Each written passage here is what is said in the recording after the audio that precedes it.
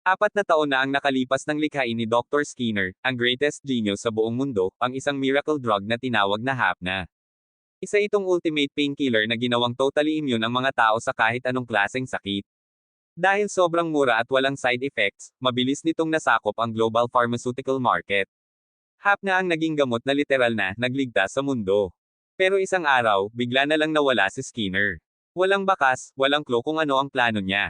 At habang gulo ang lahat, si Axel Gilbert, isang 23-year-old na lalaki, ay kasalukuyang nagsaserve ng 888-year sentence sa kulungan dahil sa sandamakmak na krimen.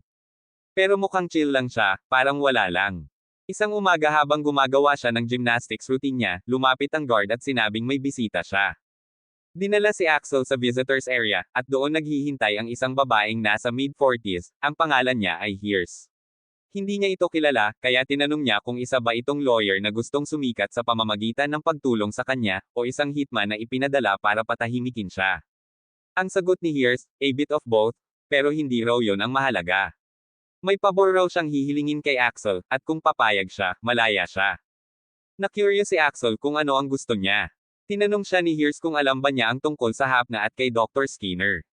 Sabi niya, 3 taon nang nawawala si Skinner, pero ngayon, bigla itong nagparamdam, at isang mensahe lang niya ang nagpakeyo sa buong mundo. Pinakita ni Hears ang isang video na sabay-sabay inupload sa lahat ng platform sa mundo. Doon, sinabi ni Skinner na kapag hindi na nakakaramdam ng sakit ang isang tao, para na rin siyang patay. Tinawag niya ang sangkatauhan na isang dead species, dahil sa sobrang pag-asa nila sa Hapna.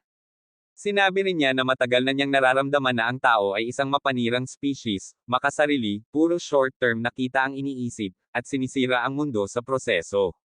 Kaya raw niya ginawa ang Hapna. Hindi lang ito simpleng painkiller. Disenyo niya ito para manatili sa katawan, at after 3 years, magiging lason ito na siguradong papatay. Walang paraan para alisin ang toxin sa katawan. At sa loob ng 30 araw, magsisimula ng mamatay ang mga tao. Pero bago matapos ang video, sinabi ni Skinner na meron siyang cure. At kung may makahanap sa kanya sa loob ng 30 araw, may pag-asa pang maisalba ang sangkatauhan.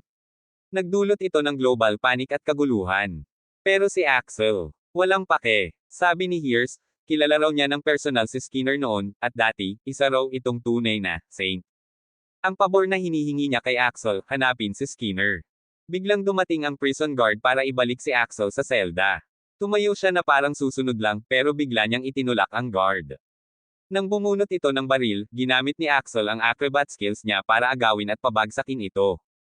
Kinuha niya ang baril, tinutok kay Hears, at ginamit siyang hostage para mapatanggal ang posas. Pagkatapos, tumakbo siya, tumalbog sa mga delivery robots at iniwasan ang mga guard na humahabol. May isang guard na nakahawak sa binti niya, pero inihagis lang niya ito mula sa second floor.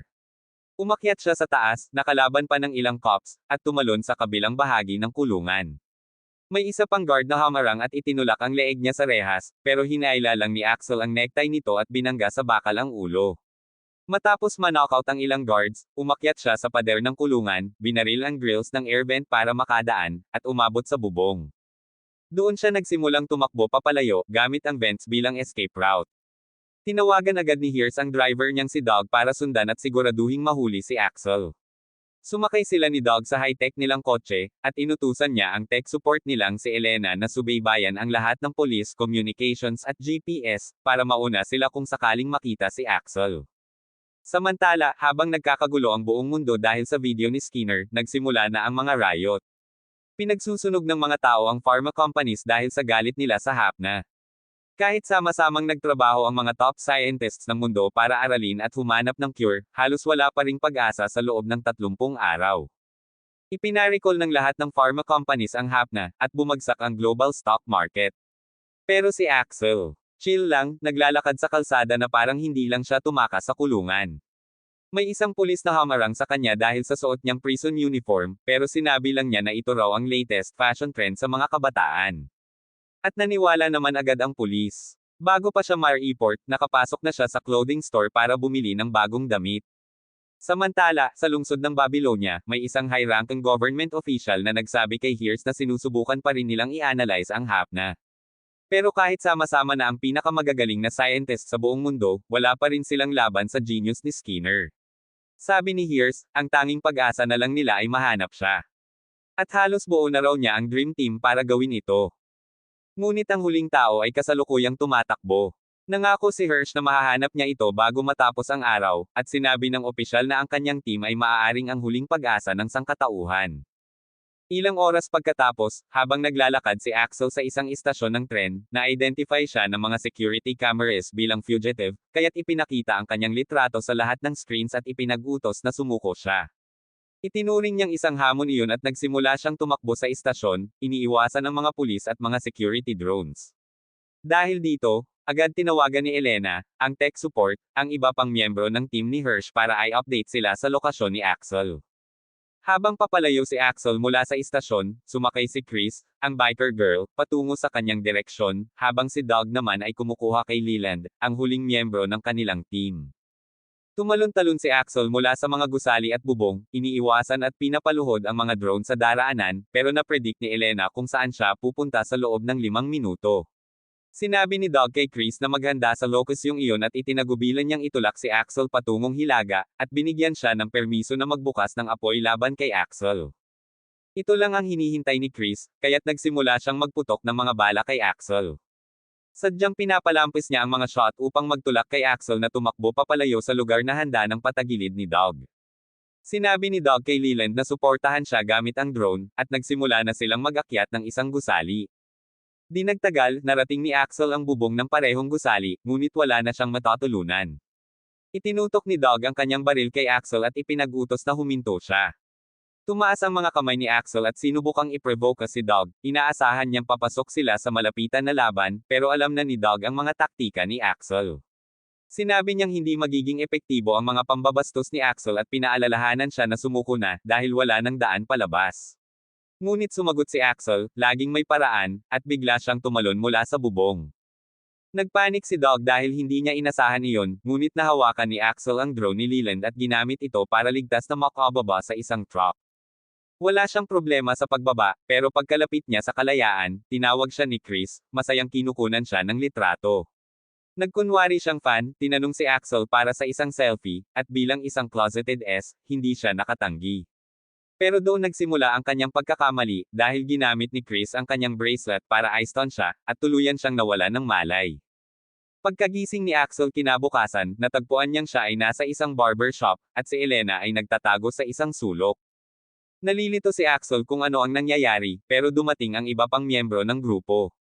Ang salamin sa harap nila ay isang screen, at mula rito, tinanggap ni Hirsch si Axel sa Team Lazarus, ang mga tao na magliligtas sa sangkatauhan.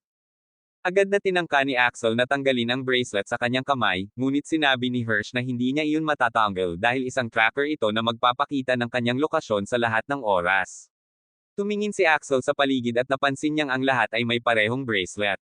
Napagtanto niyang ang mga tao sa lugar na iyon ay mga troublemaker, at sinabi ni Hirsch na ito na ang kanilang golden chance na maging mga bayani kaysa maging mga fugitive. Tinanong siya ni Hirsch kung ayaw ba niyang maging malaya at mamuhay kung paano niya gusto. Bilang sagot, gumawa si Axel ng handstand para sorpresahin ang lahat, at tumalon siya kay Chris, kinuha ang kanyang baril bago pa man siya makasagot, at itinutok ito sa kanyang ulo, na nagutos kay Hirsch na tanggalin ang bracelet mula sa kanyang kamay kung pinapahalagahan niya ang kanyang team. Ngunit hindi nagpadaig si Hirsch at ginamit ang bracelet para i-shock siya, dahilan para bumagsak ang baril niya. Binalaan siya ni Hirsch na kapag pinilit niyang tanggalin ang bracelet, unit ito ng sobra hanggang magdulot ng paso sa kanyang braso. Pinaalalahanan din siya ni Hirsch na kung may mangyaring masama sa kanya, lahat ng miyembro ng team ay magdurusa. Napagtanto ni Axel na hindi ito pwedeng biro kaya't agad siyang sumang-ayon na makipagtulungan sa kanila. Natuwa si Hirsch at tinapos ang video call. Pagkatapos nito, sinabi ni Axel na kung mahahanap nila si Skinner, dapat nilang ibenta ang bakuna laban sa hapna sa mataas na presyo. Agad pumayag si Chris, ngunit tinutulan ito ni Doug, na nagsabi na hindi sila naririto para sa pansariling kapakinabangan, kundi para iligtas ang mundo. Sumagot si Axel na hindi masama kung magiging Avengers sila ng timeline na ito, ngunit bago sila magsimula, tinanong niya kung may nakagamit ba sa kanila ng hapna. Lahat pala sila ay gumamit nito, maging bilang gamot o pampatanggal ng stress. Matapos iyon, ipinakita ni Doug kay Axel ang kanilang base at malinaw na sinabi sa kanya na hindi siya aprobado, pero wala siyang pakialam. Ngunit nalaman niyang ang dating barbershop ay isang disguise at may powerful electromagnetic barrier na nagpoprotekta dito. Pagkatapos, dinala siya ni Doug sa kanilang garahe at ipinakita kung paano kumuha ng mga sasakyan. Pagbalik nila, nagsimula sila ng kanilang unang team briefing. Dito, ikinokwento ni Doug ang buhay ni Skinner, mula sa kanyang kapanganakan hanggang sa kanyang kolehiyo. Pero pinutol ito ni Chris, na nagsabing boring yun at tinanong kung anong klaseng tao si Skinner, dahil ito ang makakatulong sa kanila na mas makilala siya kaysa sa mga trivia. Nagalit si Doug, pero sumunod din siya at sinabi na si Skinner ay nanalo ng Nobel Prize ng 3 beses, pero donasyon ng lahat ng premyo niya sa mga charity. Namuhay siya ng payak at iniwan pa ang mga patente ng kanyang mga imbensyon para magamit ng lahat ng mura. Pagkatapos, sumali si Hirsch sa grupo at sinabi sa lahat na si Skinner ay isang malaking tagapagtaguyod ng kapayapaan at pagkakapantay-pantay. Paulit-ulit niyang tinangkang kumbansihin ang mga leader ng mundo na gumawa ng mas mabuti, pero hindi niya nakuha ang tugon na inaasahan niya. Ipinakita niya sa grupo ang isang video ni Skinner na nagsasalita sa United Nations General Assembly, na nagbabala na sa loob ng 3 taon ay magkakaroon ng hindi na mababawi ang pinsala sa yelo ng North Pole. Hiniling niyang itoon ng lahat ang kanilang mga pagsisikap sa pagprotekta sa Earth kaysa mag-focus sa paglago ng ekonomiya, ngunit maraming bansa ang umalis sa kalagitnaan ng kanyang talumpati. Matapos ang kabiguan niyang ito na makumbinsi ang mga leader ng mundo, biglang nawala si Skinner. Sinabi ng grupo na parang masyadong perpekto si Skinner para maging totoo, at naghanap si Leland ng mga lumang post sa social media kung saan makikita si Skinner na tumutulong sa mga hindi kilalang tao sa buong mundo. Walang nakakaintindi kung bakit ang isang mabuting tao tulad niya ay gustong wakasan ang sangkatauhan, pero sinabi ni Hirsch na hindi na mahalaga iyon. Walang nakakaalam ng lokasyon ni Skinner simula nang mawala siya, at sinabi niyang kailangan nilang maging unang makakita sa kanya. Biglang sumingit si Elena, nagsasabing baka may lead siya tungkol kay Skinner. Agad na umalis ang grupo mula sa kanilang base gamit ang kanilang mag-agarang sasakyan, habang si Elena at Hirsch ay nanatili sa base. Sinabi ni Elena sa lahat na 8 taon na ang nakalipas nang bumili si Skinner ng isang survival shelter mula sa isang kumpanyang hindi maabot ngayon sa mga tawag o internet. Sinabi ni Hirsch kay Axel at Chris na suriin ang shelter, at kay Doug at Leland na pumunta sa headquarters ng kumpanya. Inutusan niya si Elena na mag-access ng mga security cameras sa buong mundo at magpatakbo ng facial recognition scans para kay Skinner, kahit na posibleng nagbago siya ng hitsura sa nakalipas na 3 taon. Samantala, tinanong ni Chris si Axel kung anong krimen ang ipinataw sa kanya at kung gaano katagal ang kanyang sentensya. Nang sabihin ni Axel na siya ay kailangang magsilbi ng 888 taon sa bilangguan, nagulat si Chris at itinulak siya palabas ng sasakyan. Tinutukan niya si Axel ng baril at sinabi na hindi siya makikipagtulungan sa isang psycho na may ganong kahabang sentensya. Tinanong siya ni Chris kung anong klaseng mga malupit na krimen ang ginawa niya para makuha ang sentensyang iyon. Sinabi ni Axel na noong una ay 3 taon lang ang kanyang sentensya, pero nadobol ito bawat beses na tumakas siya, at bago siya nakapag-isip, umabot na ito sa kasalukuyang numero. Laking gulat ni Chris nang marinig ito, at tinanong kung bakit siya tumakas ng madalas. Sumagot si Axel na ito ang kanyang hobby. Sa kabilang banda, tinanong ni Leland si Doug kung paano siya napasama sa grupo. Sumagot si Doug na nagkaroon siya ng mga maliliit na krimen na nagdala sa kanya sa bilangguan, at sinabi ni Leland na nakagawa rin siya ng mga petty theft na nagdala sa kanya sa problema. Tinawag ni Doug si Leland na noob, at sinabi na kung may isang tao sa kanilang grupo na talagang may seryosong mga krimen, iyon ay si Elena, na isang kilalang hacker sa buong mundo. Hindi ito agad naniwala si Leland dahil sa tahimik at mahiyain na personalidad ni Elena, pero sinabi ni Doug na siya ang pinakamalaking wildcard sa grupo. Pagkatapos nito, dumating si Chris at Axel sa shelter ni Skinner na tila apocalypse ready, at dumating din si Leland at Doug sa headquarters ng kumpanya. Pareho nilang nahanap na abandoned ang mga lugar na ito, hindi nila alam na may nag-aabang na mag-ambush sa kanila sa opisina ng kumpanya at na-search na pala ng ibang grupo ang shelter. Pumasok sina Doug at Leland sa headquarters ng kumpanya at nakita nilang gumagana pa ang mga computers kamakailan. Habang sinusubukan ni Leland na maghanap sa lugar, tinangay siya ng isang lalaki at tinanong si Doug kung nasaan ang boss nila.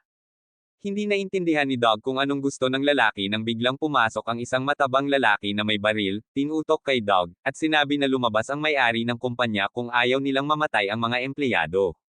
Lalo pang naguluhan ang lahat sa pangyayari, ngunit doon na napagtanto ni Doug na parehong mga debt collector ang dalawang lalaki at may mga business silang pinapalakad sa may-ari ng kumpanya ng shelter. Samantala, pumasok naman sina Axel at Chris sa empty shelter at natagpuan nilang gumagana pa ang power generator. Nagsimula silang maghanap sa bawat kwarto ngunit walang makita, kaya nagpatuloy sila sa paghahanap. Biglang naramdaman nila na may isang tao na nagtatago sa isang kanto. Natagpuan nila ang isang lalaking walang malay na nakaupo sa isang upuan at may mga empty bottles ng hapna sa paligid ng kanyang mga paa. Agad nila itong kinalabot at nagtataka kung si Skinner ba ito matapos magpa-plastic surgery. Nagdesisyon si Axel na tanging paraan para malaman ito ay gisingin siya. Pero bago pa nila magawa ito, may biglang sumigaw na nagsasalita ng Russian at nagsimula silang pasabugan ng mga bala. Nagkubli sila sa isang corridor at biglang dumating ang isang grupo na sumisigaw ng Mexican at nagpapaputok din sa mga Russian. Nagtaka si Chris kung ano ang mangyayari, ngunit si Axel ay tila na-enjoy. Ipinakita niya ang kanyang pendant at sinabing ito ang kanyang lucky charm na nagpapalakas sa kanya, kaya tumakbo siya mismo sa gitna ng silid, hindi alintana ang mga bala. Akala ni Chris, baliw siya, pero wala siyang magawa kundi suportahan siya sa pagharap sa mga gangsters at mga miyembro ng cartel. Pinatumba nila lahat ang mga kalaban at natagpuan nila ang lalaking walang malay sa gitna ng shelter. Ngunit bigla naman dumating ang mga D at FBI para arestuhin ang kanilang mga target. Sinabihan nila si Axel at Chris na ibaba ang kanilang mga armas, ngunit sinabi ni Axel na mula siya sa Lazarus at sila ang magbaba ng armas.